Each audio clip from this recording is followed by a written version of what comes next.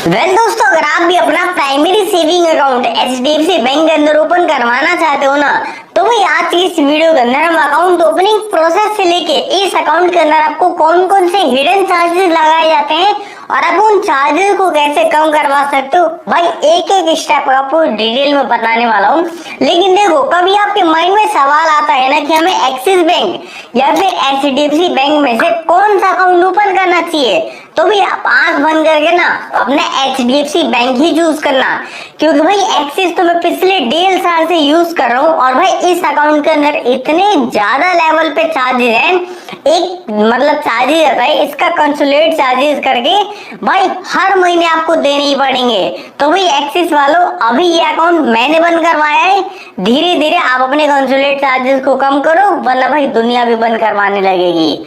तो भाई चलो कार्यक्रम स्टार्ट करते हैं। सबसे पहले तो भाई इस अकाउंट के जो बेनिफिट है हम एक बार उसको डिस्कस कर लेते हैं। देखो, इस अकाउंट का जो सबसे पहला बेनिफिट है वो ये है कि आप घर बैठे बैठे अपना अकाउंट पूरी तरह से ओपन करवा सकते हो। वीडियो केवाईसी के थ्रू आपकी फुल केवाईसी कंप्लीट हो जाएगी और आपको ब्रांच वगैरह विजिट करने की जरूरत नहीं पड़ती। अब इस अकाउंट का जो दूसरा बेनिफिट है वो इसका इंटरेस्ट रेट। वैसे तो देखो कुछ ज्यादा खास नहीं है, लेकिन फिर भी मैं आपको बता देता हूँ। यहाँ पे आप देख सकते हो मेरे पास ना इंडिया के लगभग जितने भी बैंक हैं उन सब के अंदर आप एक साल में कितनी एफडी करवाते हो तो उस पे आपको कितना इंटरेस्ट मिलेगा, और उसके जो भी सेविंग अकाउंट के इंटरेस्ट रेट चल रहे वो मैं आपको यहाँ पे शो कर रहा हूँ। यहाँ पे आप देख सकते हो हमारे ऊपर में ना जना स्मॉल फाइनेंस बैंक, मतलब जितने भी हमारे फाइनेंस बैंक है सबसे पहले नंबर पे वो आते हैं हमको इंटरेस्ट ऑफर करने में। और वहीं पे अगर आप इस पेज को थोड़ा सा नीचे स्क्रॉल करते हो तो यहाँ पे आप देख सकते हो एचडीएफसी बैंक नीचे से हमारा 5वें 6ठे नंबर पे आ रहा है। अगर आप इस अकाउंट के अंदर अपना पैसा मेंटेन करके रखते हो तो आपको यहाँ पे ईयरली 3% का इंटरेस्ट रेट ऑफर किया जाएगा।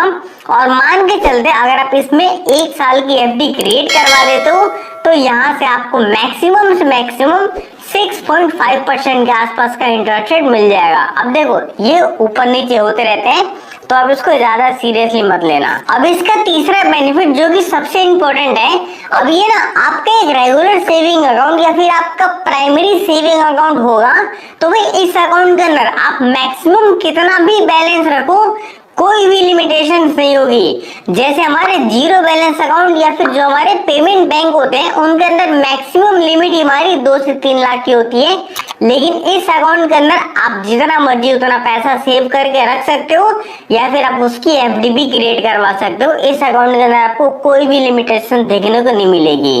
अब अगर बात की है इस अकाउंट के एलिजिबिलिटी क्राइटेरिया की, तो अकाउंट ओपन करने के लिए आपको सिर्फ आपका पैन कार्ड और आधार कार्ड चाहिए।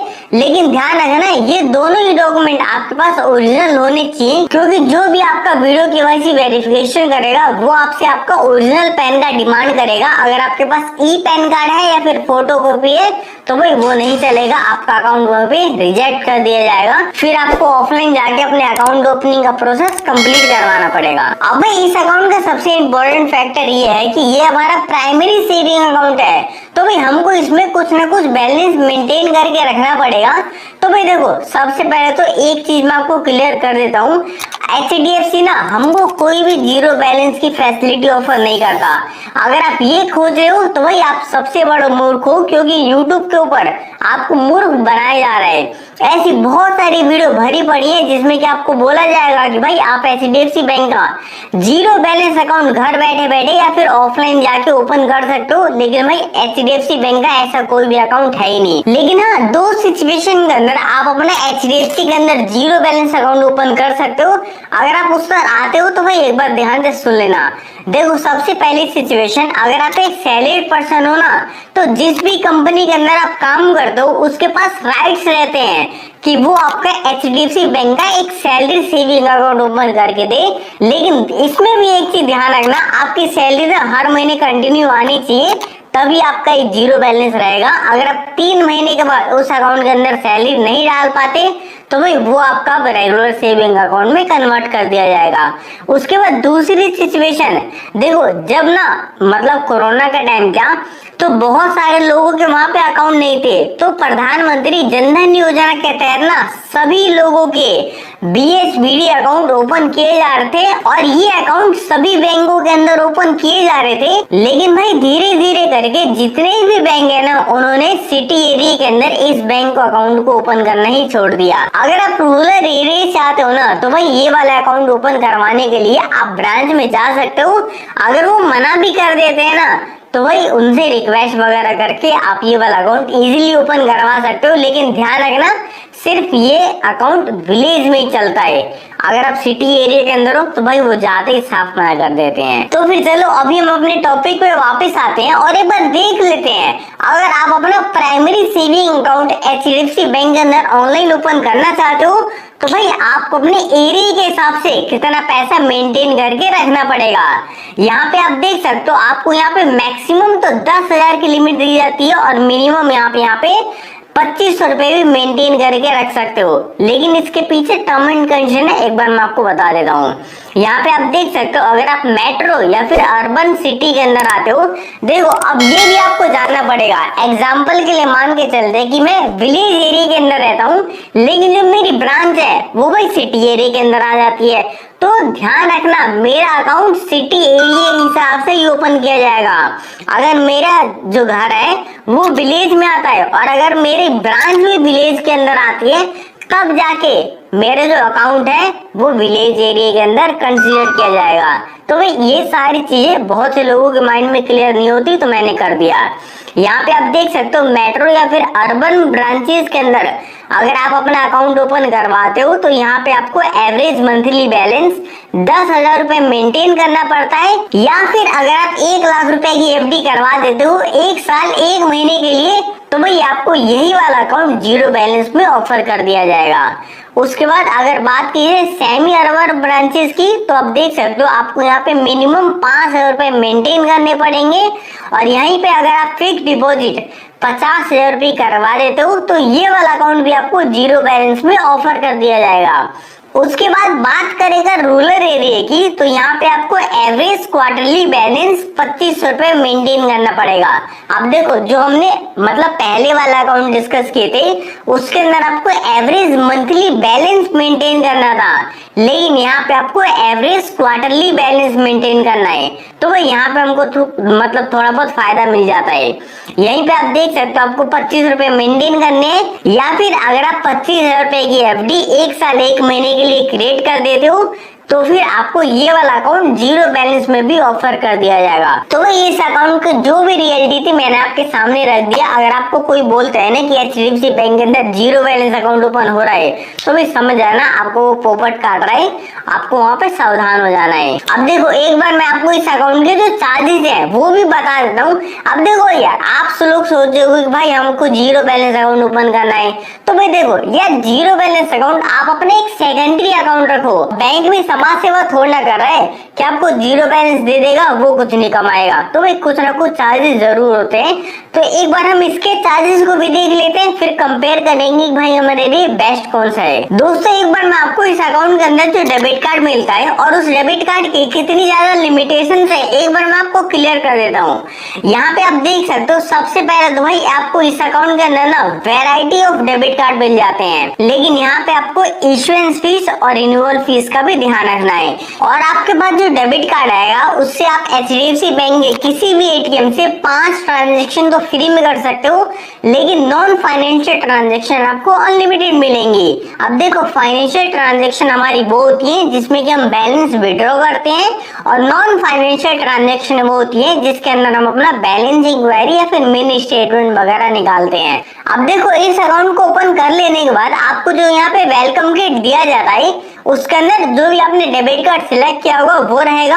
उसके बाद पासबुक मिलेगी और यहीं पे आपको चेकबुक भी मिल जाएगी। जो आपको पासबुक रहेगी वो बिल्कुल फ्री रहने वाली है, लेकिन जो आपका चेकबुक रहेगा ना वो 1 साल के अंदर आपको एक ही दिया जाएगा जो कि फ्री रहेगा।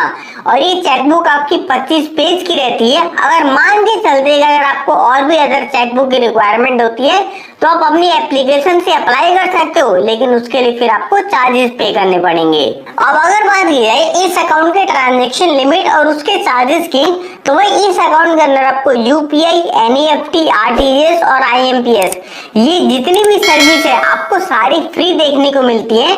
लेकिन ऑनलाइन सिचुएशन में अगर आप यही सारी सर्विस ऑफलाइन जाके यूज करना चाहते हो, जैसे कि आईएमपीएस, एनईएफटी या फिर आरटीजीएस, तो वहां पे आपको चार्जेस देने पड़ सकते हैं। तो दोस्तों इस अकाउंट को लेके जितनी भी कंफ्यूजन थी आई होप आपके माइंड में क्लियर हो गई होंगी। अगर अब देखो आप चाह रहे हो कि आप अपना zero balance account online open करना चाहते हो, तो भाई देखो मैं आपको क्लियर कर देता हूँ। अगर आप चाहो तो आप अपना इंडसइंड बैंक के अंदर जीरो बैलेंस अकाउंट ओपन करवा सकते हो, लेकिन वहां पे आपको इनिशियल फंडिंग 500 रुपए की करनी पड़ती है। और अगर आप चाहो तो एसबीआई के अंदर भी अपना जीरो बैलेंस अकाउंट ओपन करवा सकते हो। मैं इन दोनों की डायरेक्ट लिंक आपको डिस्क्रिप्शन बॉक्स के अंदर दे दूंगा। अभी चलो एक बार हम देख लेते हैं कि आप एचडीएफसी बैंक का जो सेविंग अकाउंट है वो कैसे घर बैठे बैठे ओपन कर सकते हो। दोस्तों यहाँ पे आप देख सकते हो हम आ चुके हैं एचडीएफसी के ऑफिशियल वेबसाइट के ऊपर। वेबसाइट पे आने के बाद आपको सिंपली ऐसे क्लिक कर देना है। अब यहाँ पे आप देख सकते हो आपको यहाँ पे मेन्यू का सेक्शन मिल जाएगा। अब यहाँ पे आपको सेव वाले पे जाना है और सेव वाले पे जाने के बाद आपको यहाँ पे अकाउंट का सेक्शन मिलेगा, आपको इसी पे क्लिक कर देना है। अब यहाँ पे आप देख सकते हो एचडीएफसी के लगभग जितने भी सेविंग अकाउंट है वो सारे आ जाएंगे, मतलब सेविंग, करंट वगैरह सब है। आपको सिंपली सेविंग वाले पे क्लिक करना है। सेविंग वाले पे जाने के बाद अब देख सकते हो अब आएंगे एचडीएफसी के सारे सेविंग अकाउंट। अब इनमें से आप जो सभी अकाउंट ओपन करना चाहते हो, वैसे तो हमको यही रेगुलर सेविंग अकाउंट ओपन करना है, वरना यहाँ पे आप देख सकते हो एचडीएफसी के जितने भी सेविंग अकाउंट है सारे यहाँ पे आ चुके हैं। आप इनमें से कोई सा भी अपनी एलिजिबिलिटी या फिर अपनी रिक्वायरमेंट के हिसाब से ओपन कर सकते हो। हम अभी के लिए यहाँ पे जो इसका रेगुलर सेविंग अकाउंट है उसी पे क्लिक कर देते हैं। अब दोस्तों इस वाले पेज पे आपको सबसे पहले अपना वो वाला फोन नंबर डालना है जिससे भी आप ये वाला सेविंग अकाउंट ओपन करना चाहते हो। उसके बाद आपको अपनी कंप्लीट डेट ऑफ बर्थ डाल देनी है। उसके बाद आपको सिंपली स्टार्ट नाउ पे क्लिक कर देना है। अब यहाँ पे आप अपने नाम के आगे मिस्टर, मिसिस जो भी लगाते हो आप यहाँ पे सिलेक्ट कर सकते हो। उसके बाद सिंपली आपको गेट ओटीपी पे क्लिक करना है। यहाँ पे आप देख सकते हो अब आपके मोबाइल नंबर पे एक ओटीपी भेजा जाएगा, वो ओटीपी आपको यहाँ पे डाल के सिंपली उसको सबमिट कर देना है। अब यहाँ पे आपको दो मेथड दिए जाते हैं केवाईसी को कंप्लीट करने के लिए। सबसे पहले तो आप अपने आधार कार्ड का यूज कर सकते हो, जिसमें कि आपको कोई भी ब्रांच विजिट करने की जरूरत नहीं पड़ेगी। और दूसरा, अगर आपके पास आधार कार्ड नहीं है या फिर आपके मोबाइल नंबर से वो लिंक नहीं है, तो उस सिचुएशन के अंदर आप अपने अदर डॉक्यूमेंट भी केवाईसी के लिए दे सकते हो, लेकिन उस सिचुएशन में आपको ब्रांच विजिट करनी पड़ सकती है। तो भाई यहाँ पे हमने अपना आधार कार्ड वाला ये ऑप्शन सिलेक्ट कर दिया। अब उसके बाद ये पूछ रहे कि क्या आप अपने एचडीएफसी बैंक अकाउंट के अंदर गवर्नमेंट बेनिफिट या फिर सब्सिडी को लेना चाहते हो, तो भाई अगर आप चाहो तो उसको ऑन ऑफ कर सकते हो। हमने यहाँ पे ऑन कर दिया। उसके बाद ये पूछ रहे कि क्या आप गवर्नमेंट सब्सिडी या फिर अदर बेनिफिट्स को क्या कोई दूसरे बैंक अकाउंट के अंदर लेते हो, तो भाई हमने यहाँ पे नो कर दिया। अब उसके बाद आपको इनकी टर्म एंड कंडीशन को एक्सेप्ट करना है। अब यहाँ पे आप देख सकते हो आपके पास ये आधार कार्ड वाला सेक्शन ओपन हो जाएगा। आपको इनकी दोनों ही टर्म एंड कंडीशन को एक्सेप्ट करना है और आई एग्री पे क्लिक कर देना है। यहाँ पे आप देख सकते हो हमारा सक्सेसफुल डीबीटी कंसेंट एक्सेप्टेड हो चुका है। तो भाई आपको सिंपली अब कंटिन्यू पे क्लिक करना है। अब यहाँ पे आपको आधार वेरिफिकेशन के दो ऑप्शन दिए जाते हैं, सबसे पहला वर्चुअल आईडी और दूसरा आधार कार्ड। हम यहाँ पे अपना आधार कार्ड ही सिलेक्ट करने वाले हैं, तो भाई आपके आधार कार्ड का जो भी नंबर हो आप यहाँ पे डाल देना।